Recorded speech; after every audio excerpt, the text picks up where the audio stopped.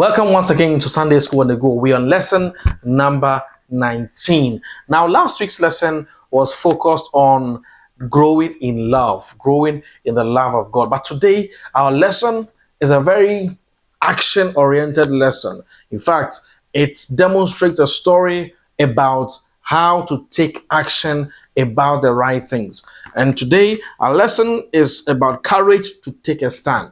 Courage to take a stand. Now, there are two main things here. It says that we must have courage, and when we have courage, we should take a stand. What are we taking a stand for?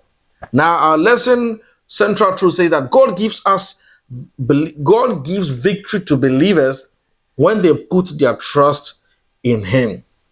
When they put their trust in Him.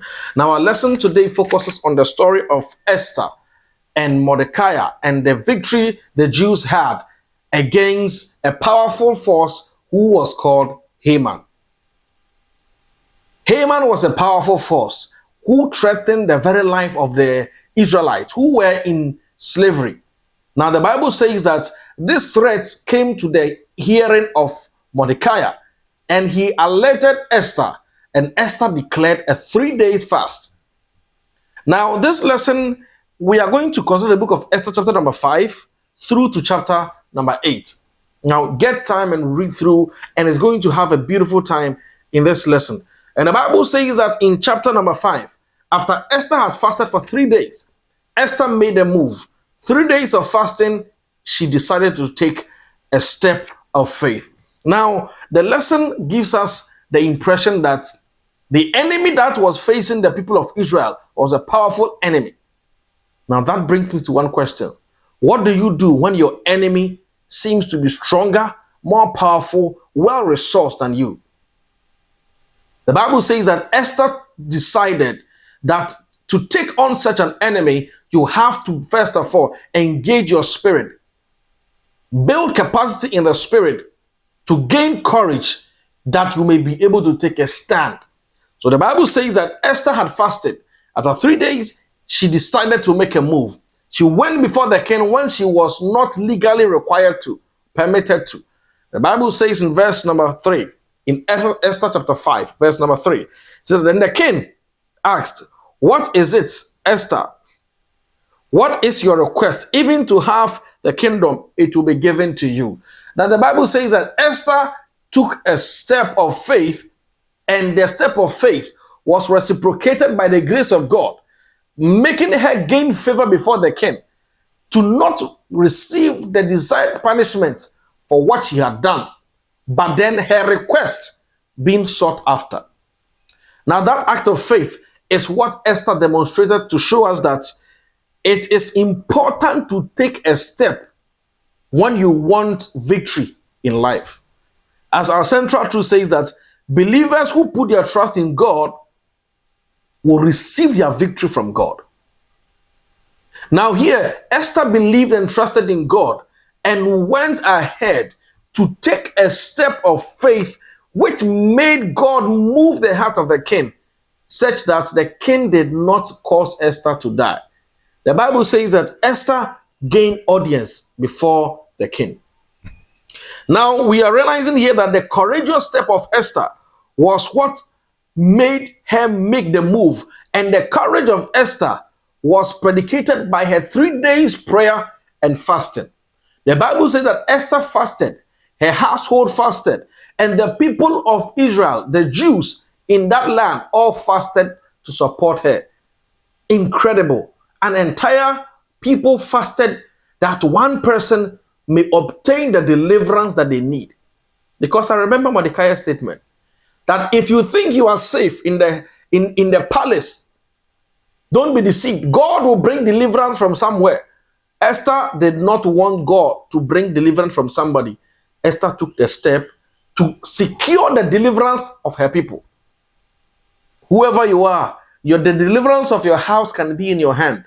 If only you are willing to take the step of faith and have courage, you can secure that victory. And the Bible says that when Esther had gained that victory by gaining the favor before the king, the Bible says that Esther continued to indulge the king, entertain the king, and Haman. The Bible says that Esther brought the enemy closer and continued to feed the enemy. The king kept on asking and Esther kept on postponing. Somehow, Esther realized that even though she had obtained favor to ask, it was not yet the time. That is one beautiful thing about the Spirit of God. When He is in us, He gives us insight and to know what to do at every point in time. The Bible says that Esther kept on entertaining and feeding them. For 2 days, she did not answer or give her request. This act of patience is a very important step in the journey of receiving victory. Sometimes we know the enemy and we seem to perceive that we must act swiftly. But sometimes God desires the enemy to seem to have authority or rule for some time. And after a while, he proves himself true and strong. Bible says that when Esther had persisted for 3 days, having a feast for the king and Haman, on the third day, the Bible says that Esther made a very important statement. In verse number 3 of chapter number 7, the Queen Esther answered, "If I have found favor with you, your majesty, and if it pleases you, grant me my life. This is my petition, and spare my people. This is my request." Esther was very technical and very, very wise in how she made her request. Know that, first of all, Esther had prayed, had fasted.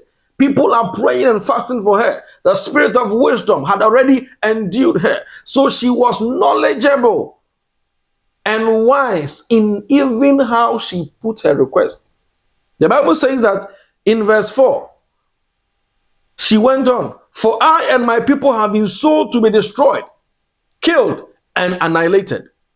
For we had merely been sold as male and female slaves."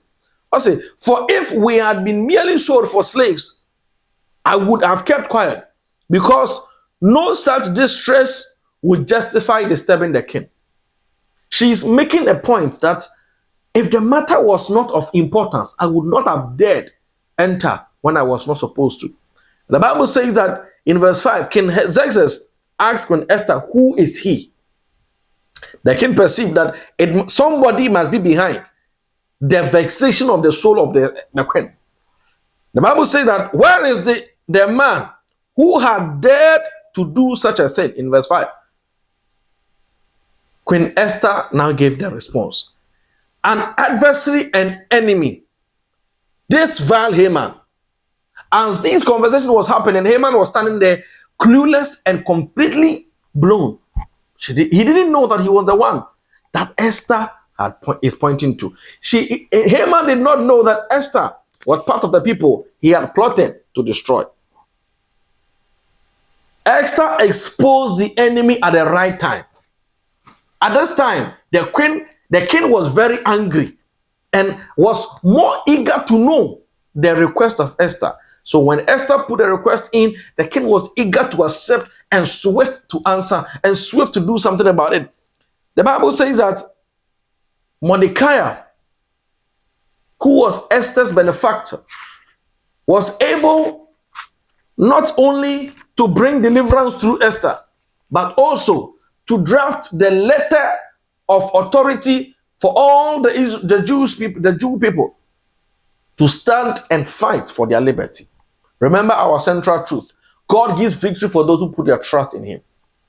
If you put your trust in God, God is required by your faith to bring victory in the way that you have trusted Him. By this lesson, we are exposed to important lessons. When people are faced with difficulty, the wisest thing to do as Christians is to trust God and go to God. Ask God for wisdom, understanding, for insight, that we may know what to do about it. And secondly, when we have prayed, we need to take a stand.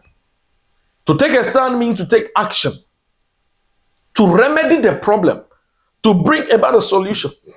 Not just to hope that God will deliver, but to take the stand that is required of you as a man based on the Spirit of God. I mean, I'm enjoying this lesson. It's a beautiful lesson. I am charged and I'm encouraged to take a stand for my family, to take a stand for my brothers, my sisters, to do what is right that they may also survive the attacks of the enemy. No enemy is greater than God. God is greater than all enemies. If you will trust him, he will deliver you. God bless you and see you in the next lesson.